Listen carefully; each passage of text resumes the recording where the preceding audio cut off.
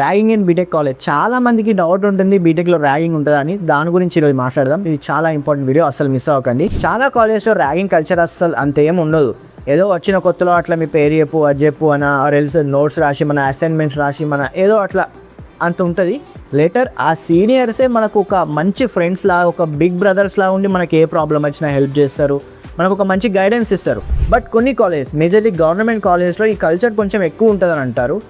ఒక రేంజ్ వరకు ఏదో ఫ్రెండ్లీగా అట్లా ఉంటే ఓకే, బట్ లిమిట్ క్రాస్ చేస్తే మాత్రం అస్సలు దీన్ని టాలరేట్ చేయకండి. సింపుల్గా మీ పేరెంట్స్కి చెప్పేసి కాలేజ్లో కంప్లైంట్ ఇచ్చేసేయండి.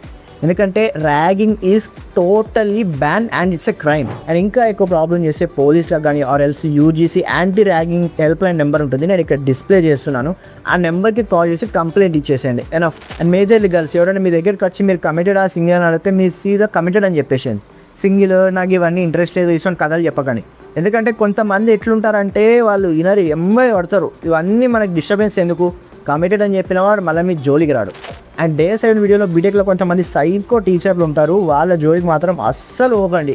రేపు దీని గురించి మాట్లాడదాం. మిస్ అవ్వద్దు అనుకుంటే ఫాలో కొట్టి పెట్టుకోండి.